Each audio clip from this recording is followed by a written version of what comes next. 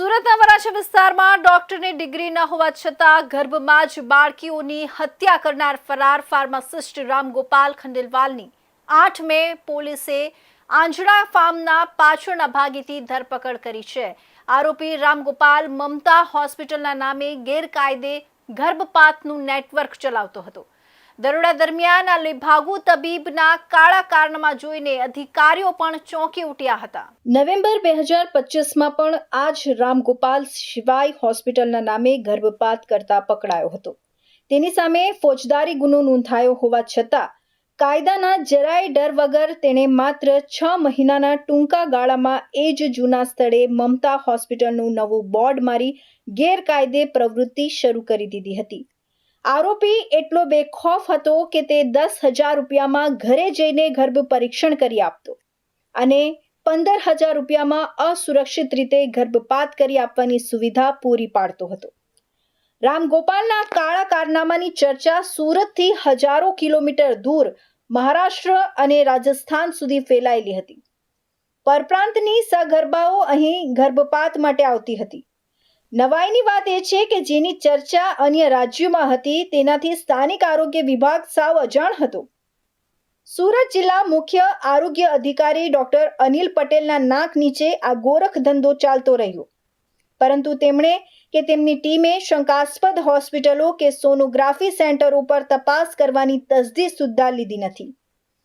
શહેરમાં આવી અનેક ગેરકાયદે હોસ્પિટલો ધમધમી રહી હોવાની આશંકા છે। ડોક્ટર અનિલ પટેલના કાર્યકાળ દરમિયાન કેટલા સેન્ટરો પર તપાસ થઈ અને કેટલા સામે કડક પગલાં ભરાયા? જો તેની નિષ્પક્ષ તપાસ કરવામાં આવે તો આરોગ્ય વિભાગમાં ચાલતી મોટી લાલિયાવાડી અને મિલીભગત બહાર આવી શકે તેમ છે।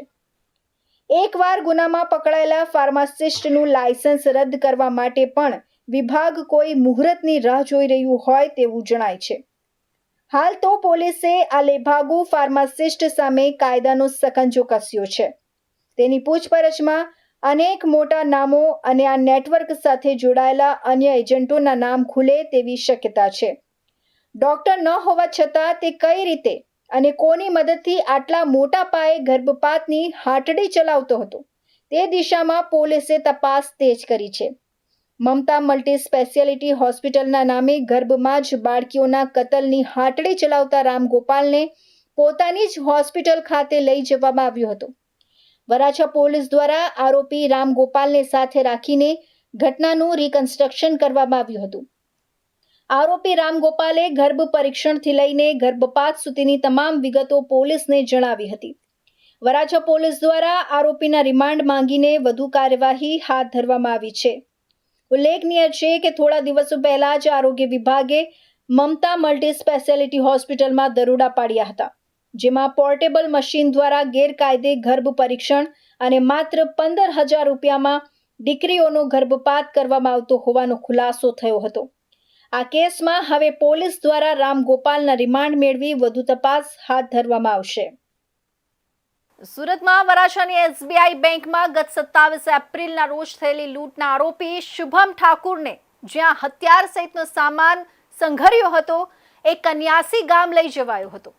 રિકન્સ્ટ્રક્શન અને રિકવરીની આ કાર્યવાહી દરમિયાન સાંજના 5:30 વાગ્યાના અરસામાં શુભમ ઠાકુરે પોલીસ પર ફાયરિંગ કરતા પોલીસે વળતા જવાબમાં પગમાં ગોળી ધરબી દીધી હતી। સુરત ક્રાઇમ બ્રાન્ચ કન્યાસી ગામે નેશનલ હાઈવે 48 થી અંદરના વિસ્તારમાં રિકન્સ્ટ્રક્શન તથા તેણે છુપાવેલા હથિયારો રિકવર કરવા પોલીસ કાફલો પહોંચ્યો હતો। પોલીસ અને આરોપી શુભમ સામાન્ય સ્થિતિ હોય એ રીતે ઘટના સ્થળ સુધી પહોંચ્યા હતા। આ કાર્યવાહીમાં ક્રાઇમ બ્રાન્ચના એસીપી કિરણ મોદી, એક પીઆઈ અને 2 કોન્સ્ટેબલ પણ સામેલ હતા। તેમની સાથે મદદમાં વરાછા પોલીસ સ્ટેશનના પીઆઈ અને તેમના 2 કોન્સ્ટેબલ પણ હાજર રહ્યા હતા। કાયદેસરની પ્રક્રિયાની પારદર્શિતા જાળવવા માટે પોલીસ પોતાની સાથે 2 પંચોને પણ ઘટના સ્થળે લઈ ગઈ હતી। આરોપી શુભમ ઠાકરે જ્યારે હથિયાર અને મોબાઈલ જે જગ્યાએ છુપાવ્યા હતા તે જગ્યા બતાવી ત્યારે પોલીસ અને પંચોની હાજરીમાં જમીનમાંથી વસ્તુઓ કાઢવાની પ્રક્રિયા શરૂ થઈ। આ સમયે અચાનક જ શુભમે એક પોલીસ કર્મચારીને ધક્કો મારી પોતે જ છુપાવેલી પિસ્તોલ કાઢી લીધી અને સીધું જ વરાછા પીઆઈ પર નિશાન સાધીને ફાયરિંગ કર્યું હતું, પરંતુ પીઆઈ બેહદ સતર્ક હોવાથી સાઈડમાં ખસી ગયા અને ગોળી હવામાં જતી રહી। પોલીસ કાફલા પર અચાનક જ થયેલા હુમલાથી સ્થળ પર થોડીવાર તો અફરાતફરી મચી ગઈ. પોલીસ ટીમ પર જીવલેણ હુમલો થતાં જ એસીપી કિરણ મોદીએ તુરંત જ મોરચો સંભાળી લીધો. આરોપી ભાગી ન જાય અને વધુ નુકસાન ન કરે તે હેતુથી એસીબીએ પોતાની સર્વિસ ગનથી આરોપીના પગ પર નિશાન સાધ્યું અને સચોટ નિશાન સાથે છોડવામાં આવેલી ગોળી આરોપીના બંને પગમાં વાગતા તે ત્યાં જ ફસડાઈ પડ્યો હતો. શુભમ ફસડાતા જ આ સમગ્ર ઓપરેશનમાં હાજર પોલીસ કર્મીઓએ તેને દબોચી લીધો હતો અને તેને સારવાર અર્થે સુરતની નવી સિવિલ હોસ્પિટલ ખાતે ખસેડવામાં આવ્યો હતો. રાજ્યકક્ષાના આરોગ્ય મંત્રી પ્રફુલ પાનસેરિયાએ વહેલી સવારે સુરતની નવી સિવિલ હોસ્પિટલની આકસ્મિક મુલાકાત લઈને સમગ્ર વહીવટી તંત્રમાં ફફડાટ ફેલાવી દીધો હતો. કોઈ પણ પૂર્વ જાણ કે સત્તાવાર કાફલા વગર સીધા જ ઇમરજન્સી વોર્ડમાં પહોંચી ગયેલા મંત્રીએ હોસ્પિટલની ગ્રાઉન્ડ રિયાલિટી તપાસી હતી. આ મુલાકાતનો મુખ્ય ઉદ્દેશ્ય છેવાડાના માનવીને મળતી આરોગ્ય સેવાઓની ગુણવત્તા ચકાસવાનો અને કર્મચારીઓની સમસ્યાઓનો નિકાલ કરવાનો હતો. પ્રફુલ પાનસેરિયાએ આજે અલગ જ ચીલો ચાતર્યો હતો. તેઓ કોઈને પણ કહ્યા વગર સીધા જ સિવિલના ટ્રોમા સેન્ટર અને ઇમરજન્સી વિભાગમાં દાખલ થયા હતા.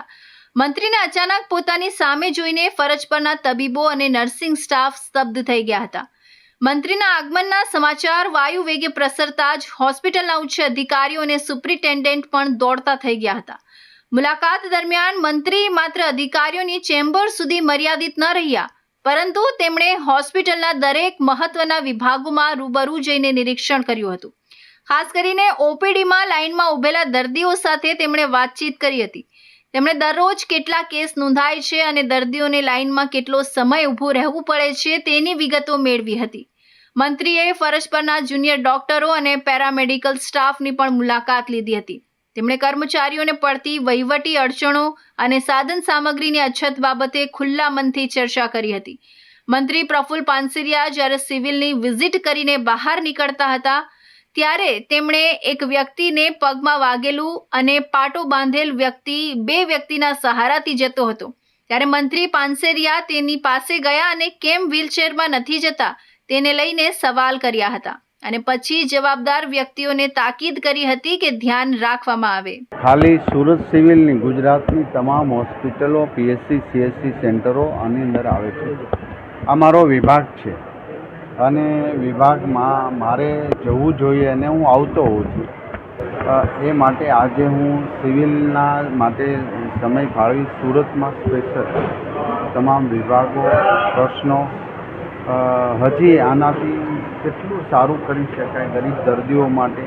હાલમાં પાણીજન્ય રોગો અને ઉનાળાની ગરમીના આ 5 દિવસ ગરમીની ખૂબ જ આગાહી છે ત્યારે એને પહોંચી વળવા માટે તમામ ગુજરાતની સિવિલોને સજ્જ રાખી એમના ડૉક્ટરની ટીમ એમની પ્રાથમિક બેઝની 108માં યાતાયાતની અંદર લઈ જવું લાવવું આ બધું જ આરોગ્ય તંત્રે સજ્જ છે જ. પરંતુ સુરત સિવિલથી હું તમામ હોસ્પિટલો અને અમારી પીએચસી, સીએચસી સેન્ટરો એ બધી સજ્જ રહે એ હેતુ છે. હું અહીંયા પણ ક્ષતિ છે અથવા કંઈ પ્રોબ્લેમ હશે જાણીને રાજ્ય સરકાર દ્વારા એ સરસ સૂચના આપી. સર, લોકની વાત છે તેની વચ્ચે કઈ રીતની કામગીરી છે? ગુજરાતમાં એક પણ બર્ડ ફ્લૂનો કેસ છે નહીં. કોઈએ ગભરાવાની જરૂર નથી. તો પણ મહારાષ્ટ્રના નંદુબાર જિલ્લામાં જે બર્ડ ફ્લૂના કેસ દેખાયા હતા ત્યાં પણ એ કંટ્રોલમાં છે. પરંતુ ગુજરાતની એ બોર્ડર પર પશુપાલન વિભાગ અને આરોગ્ય દ્વારા સંપૂર્ણ અમારી ટીમ સજ્જ છે. અરાઉન્ડ 10 કિલોમીટર સુધીના તમામ ગામો વગેરેમાં ટેસ્ટિંગ કર્યું છે. પોલ્ટ્રી ફાર્મ છે એમાં પણ મરઘાઓના ટેસ્ટ કરી અને ચકાસણી લેવામાં આવ્યો છે. તો ગુજરાતમાં બર્ડ ફ્લૂથી કોઈ ગભરાવાની જરૂર નથી, સાવચેતી રાખવાની જરૂર છે. કારણ કે એક બોર્ડર પરથી ગુજરાતમાં ન આવે અને આજ સુધીમાં એક કેસ આવ્યો નથી. છતાં આરોગ્ય તંત્ર એ બાબતમાં સજ્જ છે અને ચિંતાજનક રીતે આગળ કોઈ પ્રોબ્લેમ ન થાય એ માટે તમામ અમારી ટીમ કામગીરી કરી રહી. સુરત સિવિલની મુલાકાત તો માત્ર શરૂઆત છે. મંત્રીએ સ્પષ્ટ સંકેત આપ્યા છે કે આગામી દિવસોમાં તેઓ રાજ્યની અન્ય તમામ હોસ્પિટલોની મુલાકાત લેશે. સિવિલ હોસ્પિટલો, સામૂહિક આરોગ્ય કેન્દ્રો, CHC અને પ્રાથમિક આરોગ્ય કેન્દ્રો PHCની પણ આવી જ રીતે આકસ્મિક મુલાકાત લેશે. જે હોસ્પિટલોમાં કામગીરીમાં બેદરકારી જણાશે ત્યાં કડક પગલાં લેવાની પણ તેમણે ચીમકી આપી છે. તો હવે સમય છે એક વિરામનો.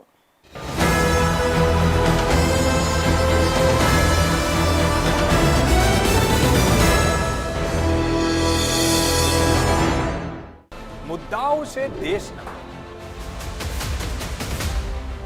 પેનલ પર થશે ચર્ચા, વાતમાં થશે સ્પષ્ટ સંવાદ. અમે લાવીએ છીએ તમારા પ્રશ્નોને મંચ પર.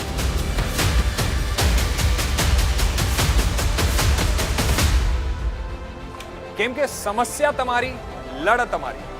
જુઓ મારી સાથે ફક્ત इंडिया न्यूज गुजरात पर.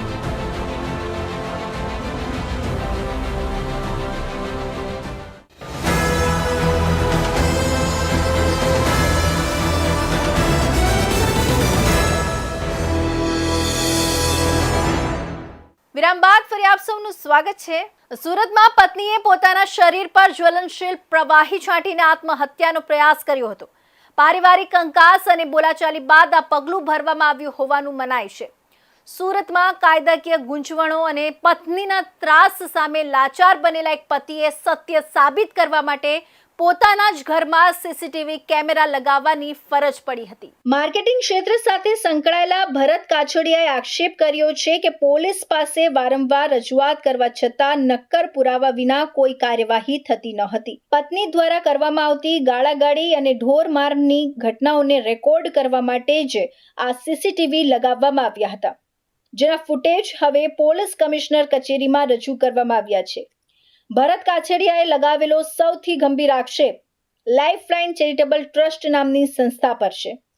ભરત કાછડિયાના જણાવ્યા અનુસાર વર્ષ 2022માં આ સંસ્થાએ તેમની પાસેથી કુલ 3 લાખ રૂપિયા લઈને યુવતી સાથે લગ્ન કરાવ્યા હતા. આશ્ચર્યની વાત એ છે કે સંસ્થાએ આ લગ્ન જીવન 15 વર્ષ સુધી સુખરૂપ ચાલશે તેવી લેખિત કે મૌખિક ખાતરી પણ આપી હતી. ભરતભાઈ પાસે આ રકમ ચૂકવ્યાની રસીદ પણ ઉપલબ્ધ છે. જો કે લગ્નના થોડા સમય બાદ જ સંસ્થાના દાવાઓ પોકળ સાબિત થયા હતા અને ઘર કંકાસ શરૂ થઈ ગયો હતો. પતિનો આક્ષેપ છે કે પત્ની ઘરમાંથી કિંમતી સોનાના દાગીના અને ઘર વખરીનો સામાન લઈને જતી રહી છે. આટલું જ નહીં, પત્ની પોતાની મરજી મુજબ રાત્રે 2 કે 3 વાગે ઘરે આવીને બબાલ કરે છે અને પરિવારના સભ્યોને હેરાન કરે છે.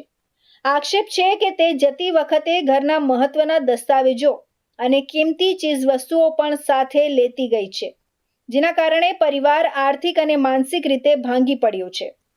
ઘરમાં લગાવેલા CCTV કેમેરામાં અનેક દ્રશ્યો કેદ થયા છે. એક ફૂટેજમાં પત્ની પતિને અપશબ્દો બોલતી નજરે પડે છે. અન્ય એક દ્રશ્યમાં તે હાથમાં ચપ્પલ લઈને પતિ બતાવતી દેખાય છે. એટલું જ નહીં, પત્નીની હિંમત એટલી વધી ગઈ હતી કે તેણે પોતાના જ દીકરાને પોલીસની હાજરીમાં ધક્કો માર્યો હતો. આ વિડીયો પુરાવા હવે આ કેસમાં મુખ્ય આધાર બની રહ્યા છે, કારણ કે અત્યાર સુધી પત્નીએ જ પતિ અને પરિવાર સામે કલમ 498 દહેજ ઉત્પીડન હેઠળ ફરિયાદ નોંધાવી હતી. ભરત કાછડિયાએ વધુમાં જણાવ્યું કે પત્નીનો આતંક એટલો છે કે તે પોલીસથી પણ ડરતી નથી.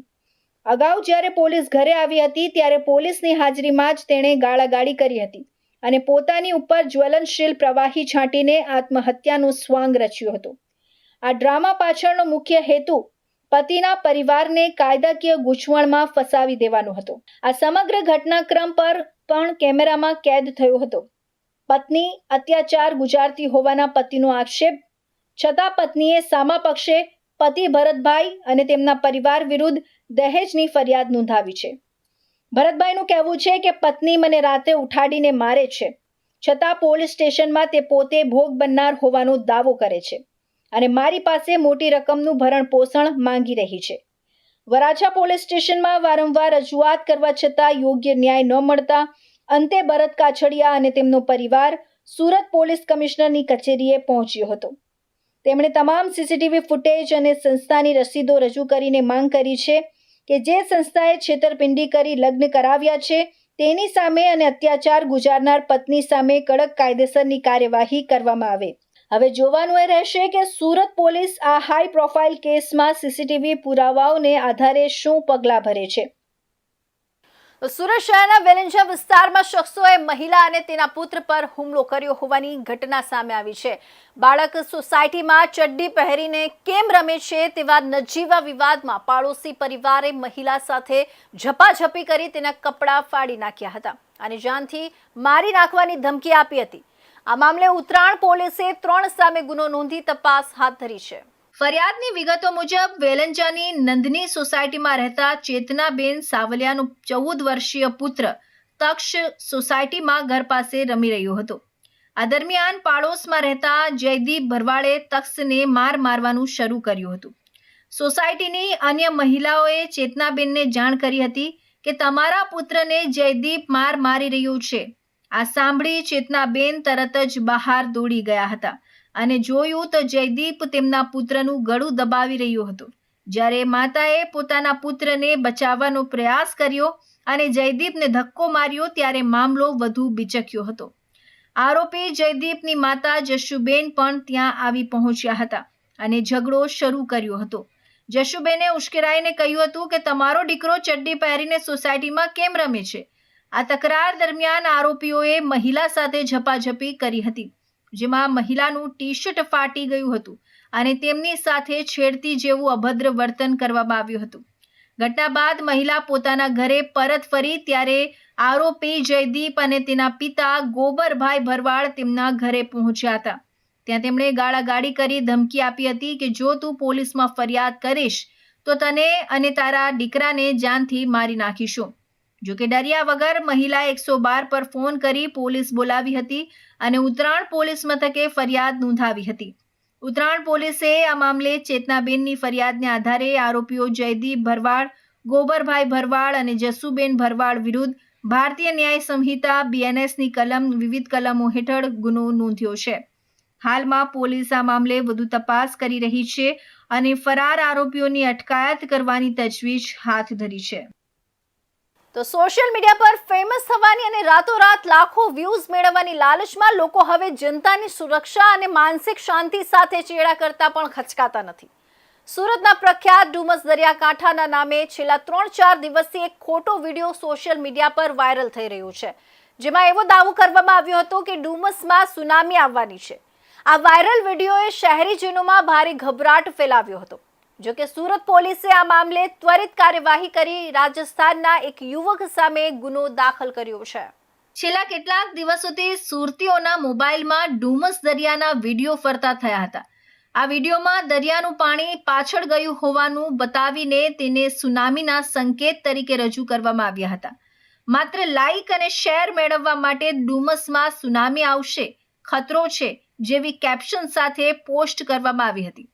આના કારણે દરિયાકાંઠાના ગામો અને સુરત શહેરમાં લોકોમાં ભારે ડરનો માહોલ જોવા મળ્યો હતો. અનેક લોકોએ ગભરાઈને પોલીસ અને વહીવટી તંત્રને પૂછપરછ કરવાનું શરૂ કર્યું હતું. આ ગંભીર મામલે સુરતના જોઈન્ટ પોલીસ કમિશનર બલરામ મીણાએ પત્રકાર પરિષદ યોજી વિગતો આપી હતી. તેમણે જણાવ્યું હતું કે ગઈ તારીખ 7ના રોજ સોશિયલ મીડિયા લિંક્સ દ્વારા એવી અફવા ફેલાવવામાં આવી રહી હતી કે ડુમસમાં પાણી રિસીડ થવાના કારણે સુનામી આવવાની શક્યતા છે. આ તદ્દન પાયાવિહોણી વાત છે. જેવી પોલીસને જાણ થઈ, અમારી સાયબર ટીમ સક્રિય થઈ અને આવી ભ્રામક લિંક્સને આઈડેન્ટિફાઈ કરવાની કામગીરી શરૂ કરવામાં આવી હતી. તેમાંથી મોટાભાગની લિંક્સ હટાવી દેવામાં આવી છે. જે લોકોએ આ વિડીયો ફોરવર્ડ કર્યા છે અથવા પોતાની પ્રોફાઇલ પર મૂક્યા છે તેમની પણ તપાસ કરવામાં આવી રહી છે. અફવા ફેલાતા દરિયાકાંઠાના ગામોના લોકોમાં ચિંતા ન વધે તે માટે સ્થાનિક પોલીસ તંત્રને પણ સાબદું કરવામાં આવ્યું છે. પોલીસ દ્વારા ડુમસ અને આસપાસના ગ્રામજનો સાથે સીધો સંવાદ કરવામાં આવ્યો છે. સરપંચો અને આગેવાનોને સૂચના આપવામાં આવી છે કે જો કોઈ શંકાસ્પદ લિંક કે વિડીયો વોટ્સએપ ગ્રુપમાં ફરે તો તેની તાત્કાલિક પોલીસને જાણ કરવી. ગામના લોકોને અફવાથી દૂર રહેવા અને ડર્યા વગર સામાન્ય જીવન જીવવા અપીલ કરાઈ છે. છેલ્લી તારીખ 7 મઈના રોજ અમુક સોશિયલ મીડિયા લિંક્સ મારફતે એવી અફવા ફેલાવવામાં આવી રહી હતી કે ડુમસ દરિયા કિનારે પાણી રિસીડ થવાના લીધે આ સુનામીના અણસાર છે અને એવા સિમ્ટમ્સ છે જેના આધારે અમુક લોકોએ આવી રૂમર્સ ફેલાવી હતી. પોલીસ અમારી જે સાયબરની ટીમ છે તાત્કાલિક એમાં જોડાવવામાં આવી અને એવા લિંક્સ આઈડેન્ટિફાઈ કરવામાં આવ્યા છે. 11 લિંક્સ જે હતા એ આઈડેન્ટિફાઈ કરી અને લિંક્સ દૂર કરવા માટે કન્સર્ન એજન્સીને પણ લખવામાં આવ્યું છે અને જે વ્યક્તિ આવા પ્રકારના રૂમર્સ ફેલાવતા હતા એમને આઈડેન્ટિફાઈ કરીને એમના વિરુદ્ધમાં ગુનો દાખલ કરવાની તજવીજ ચાલુ છે. એક આઈડેન્ટિફાઈડ થયેલું માણસ જેનું નામ શુભમ અશોક જાંગીર છે એ બેસિકલી રાજસ્થાનથી બિલોંગ કરે છે. એમના વિરુદ્ધમાં બીએનએસની કલમ 353(1)B આધારે મિસઇન્ફોર્મેશન ફેલાવવા અને લોકોમાં પેનિક ક્રિએટ કરવાના આધારે ગુનો દાખલ થયું છે.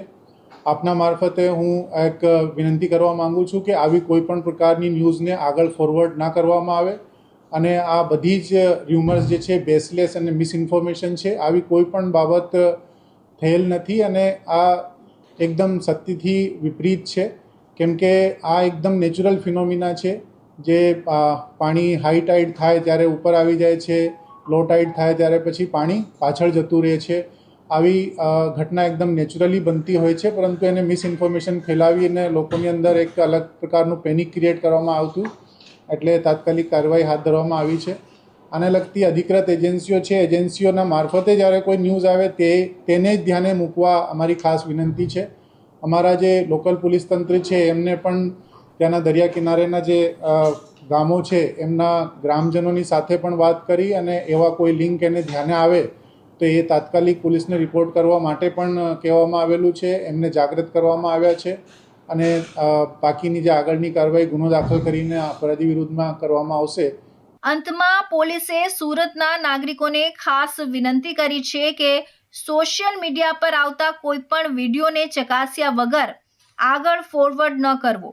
પોલીસ અધિકારીએ જણાવ્યું કે જ્યારે પણ કોઈ કુદરતી હોનારતની શક્યતા હોય ત્યારે સરકાર અને ડિઝાસ્ટર મેનેજમેન્ટ જેવી અધિકૃત એજન્સીઓ દ્વારા જ જાહેરાત કરવામાં આવે છે. લોકોએ આવી રૂમર્સથી બચવું જોઈએ. અફવા ફેલાવનાર કોઈ પણ વ્યક્તિને બક્ષવામાં આવશે નહીં. સુરત શહેરના ચોક બજાર પોલીસ સ્ટેશનની સર્વેલન્સ ટીમે એક મોટી સફળતા મેળવી છે. ઝારખંડના ચિરાસાસ પોલીસ સ્ટેશન વિસ્તારમાં થયેલા ચકચારી મર્ડર કેસમાં છેલ્લા ઘણા સમયથી વોન્ટેડ અને CRPC કલમ 70 મુજબ જેની સામે વોરંટ હતું તેવા મુખ્ય આરોપી રાજન ઉર્ફે રંજન કુમાર રાજેન્દ્ર રામને સુરતના વેડરોડ વિસ્તારમાંથી દબોચી લેવામાં આવ્યો છે. પોલીસની પ્રાથમિક પૂછપરછમાં ચોંકાવનારી વિગતો સામે આવી છે. આરોપી રાજને વર્ષ 2022માં તેના મિત્ર ખાલિક અંસારી પાસેથી 25,000 રૂપિયા હાથ ઉછીના લીધા હતા. ખાલિક અવારનવાર પોતાના રૂપિયા પરત માંગતો હોવાથી તેમની વચ્ચે ઝઘડા થતા હતા. આ ઉઘરાણીથી છુટકારો મેળવવા રાજને તેના અન્ય 2 મિત્રો અરબાઝ અને સલાઉદ્દીન સાથે મળી ખાલિકને મોતને ઘાટ ઉતારવાનો પ્લાન બનાવ્યો હતો. આરોપીઓએ ખાલિકને ભૂરા બસ્તી પાસેના કબ્રસ્તાન નજીક બોલાવી લોખંડના સળિયાના ફટકા મારી તેની હત્યા કરી નાખી હતી અને પુરાવા મિટાવવા લાશને કબ્રસ્તાનમાં જ દફનાવી દીધી હતી. ઘટનાની વિગત એવી છે કે 14 જૂન 2022ના રોજ ખાલિક ગુમ થયો હતો, જે અંગે ગુમ થયાની જાણવા જોગ ફરિયાદ પણ નોંધાઈ હતી. લાંબા સમય સુધી પુત્રનો પત્તો ન લાગતા ખાલિકના પિતાએ હાઈકોર્ટમાં સ્પેશિયલ પિટિશન દાખલ કરી હતી. હાઈકોર્ટના આદેશ બાદ આ કેસમાં SIT એટલે કે સ્પેશિયલ ઇન્વેસ્ટિગેશન ટીમની રચના કરવામાં આવી હતી. SITએ તપાસ દરમિયાન કબ્રસ્તાનમાં ખોદકામ કરતા માનવ કંકાલ મળી આવ્યું હતું, જેનો DNA ટેસ્ટ કરાવતા તે ખાલિક અંસારીનું જ હોવાનું સાબિત થયું હતું. ત્યારબાદ ઝારખંડ પોલીસે 2 સાગરીતોની ધરપકડ કરી હતી, જ્યારે મુખ્ય સૂત્રધાર રાજન રામ ફરાર થઈ સુરત આવી છુપાયો હતો. ઝારખંડ પોલીસે સુરતની ચોક બજાર પોલીસનો સંપર્ક કરી આરોપી વેડ રોડ વિસ્તારમાં હોવાની બાતમી આપી હતી. PISD રાતડાના માર્ગદર્શન હેઠળ સર્વેલન્સ ટીમે ટેકનિકલ એનાલિસિસ અને હ્યુમન સોર્સની મદદથી 2 દિવસ સુધી વોચ ગોઠવી હતી. અંતે વેડ રોડ પર આવેલી ત્રિલોક સોસાયટીના ઘર નંબર 144 ખાતેથી 23 વર્ષીય રાજન રામને ઝડપી પાડવામાં આવ્યો હતો. સુરત પોલીસે આરોપીને પકડી ઝારખંડ પોલીસને સોંપવાની તજવીજ હાથ ધરી પ્રશંસનીય કામગીરી કરી છે. મધ્યપ્રદેશના રીવા જિલ્લામાં ગત જાન્યુઆરી માસમાં મેળા દરમિયાન ચાંદલો લગાવવા જેવી નજીવી બાબતે થયેલી કોમી તકરાર અને ત્યારબાદ આચરવામાં આવેલી હત્યાના ગુનામાં સંડોવાયેલા 3 મુખ્ય આરોપીઓ સુરતથી પકડાયા હતા. ત્રણેય આરોપીઓ પોલીસથી બચવા માટે સુરતમાં મેટ્રો રેલ પ્રોજેક્ટમાં ખાનગી સિક્યુરિટી ગાર્ડ તરીકે નોકરી કરતા એસઓજીના હાથે ઝડપાઈ ગયા હતા. ગત તારીખ 1/1/2026ના રોજ મધ્યપ્રદેશના રીવા જિલ્લાના પનવાર પોલીસ સ્ટેશન વિસ્તારના શિવપુર અને લૌકિક મેળો ભરાયો હતો. આ મેળામાં આવતા લોકોને ચાંદલો લગાવી સ્વાગત કરવામાં આવતું હતું, જેનો અતીક અહેમદ શેખે વિરોધ કરતા 2 કોમ વચ્ચે ઘર્ષણ થયું હતું. આ વિવાદની અદાવત રાખીને તારીખ 27/1/2026ના રોજ અતીક અહેમદ ટેમ્પો લઈને પસાર થઈ રહ્યો હતો ત્યારે તેના પર હુમલો થયો હતો. લાઠી દંડા વડે તેના પર જીવલેણ હુમલો કરાતા સારવાર દરમિયાન અતીકનું મોત નિપજતા આ મામલો હત્યામાં પલટાયો હતો.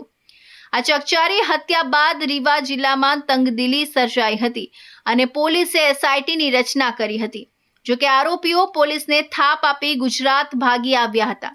સુરત એસઓજીની ટીમ ડીસીપી નકુમ અને પીઆઈ સોનારાના માર્ગદર્શન હેઠળ પેટ્રોલિંગમાં હતી ત્યારે બાતમી મળી હતી કે એમપીની હત્યાના આરોપીઓ અડાજણ વિસ્તારમાં મેટ્રો સ્ટેશન પાસે ફરી રહ્યા છે. પોલીસે વોચ ગોઠવી આકાશસિંહ ઉર્ફે સૌરભસિંહ રાજપૂત, સત્યમસિંહ રાજપૂત અને અજીતસિંહ તીર્થરાજ રાજપૂતને ઝડપી લીધા હતા. સુરત એસઓજી પોલીસને એવી માહિતી મળી હતી કે અહીંયા જે રેલવેનો મેટ્રો પ્રોજેક્ટ ચાલે છે ત્યાં 3 મધ્યપ્રદેશના આરોપીઓ જે છે જે રાઇટિંગ વિથ મર્ડરના આરોપીઓ છે અને અહીંયા નોકરી કરી રહ્યા છે અને છુપા વેશે રહી રહ્યા છે. તો એસઓજીની ટીમે સર્ચ કરતા 3 આરોપીઓ એમાં આકાશસિંહ રાજપૂત, સત્યમસિંહ રાજપૂત અને અજીતસિંહ રાજપૂત 3 મળી આવે છે. આ લોકોનો બનાવ એવો છે કે 1/1/2026ના રોજ શિવપુર જિલ્લામાં રીવાની અંદર એક મેળાની અંદર તિલક લગાવવા બાબતે માથાકૂટ થઈ હતી અને અતીક અહેમદ જે શિવપુરમાં રહે છે એનું મર્ડર કરીને આ લોકો એમપીથી અહીંયા આવ્યા હતા. લગભગ 4 મહિનાથી રહેતા હતા અને રેલવે મેટ્રો પ્રોજેક્ટની અંદર કામ કરતા હતા. બીજું વધારામાં કે ભાઈ જે રીવા એસપી છે એણે આ જે આરોપીઓ છે એને શોધવા માટે એક સીટની રચના કરી છે અને 100થી વધુ અધિકારી અને કર્મચારીઓની જે છે ટીમ બનાવી હતી. એટલે જેલ એ લોકો એક સીટ આખી ગેંગને શોધી રહી હતી. એ લોકોને એસઓજીએ ઝડપી અને મધ્યપ્રદેશ પોલીસને સુપ્રત કર્યા છે. આરોપી અહીં કેટલા દિવસથી રહેતા હતા અને પોલીસથી બચવા પડતા હતા? મર્ડર કર્યા બાદ ચોરી છુપી આ લોકો અહીંયા ટ્રેનથી આવી અને રેલવે પ્રોજેક્ટની અંદર કામ કરવા લાગેલા હતા અને ત્યારબાદ એસઓજીને ખબર પડતા આ લોકોને પકડ્યા છે. 4 મહિનાથી આ લોકો રહેતા. પોલીસે પૂછપરછ કરતા જાણવા મળ્યું હતું કે તેઓ છેલ્લા 4 મહિનાથી સુરતમાં અડાજણ ખાતે મેટ્રો પ્રોજેક્ટમાં સિક્યુરિટી ગાર્ડ તરીકે નોકરી કરતા હતા. સુરત પોલીસે આરોપીઓનો કબજો મધ્યપ્રદેશ પોલીસને સોંપવાની તજવીજ હાથ ધરી છે. તો આ હતા ઇન્ડિયા ન્યૂઝ ગુજરાતના ખાસ બુલેટિન, આપણું સુરતના મહત્વના સમાચાર. નવા સમાચાર સાથે ફરી મળીશું. ત્યાં સુધી જોતા રહેજો ઇન્ડિયા ન્યૂઝ ગુજરાત.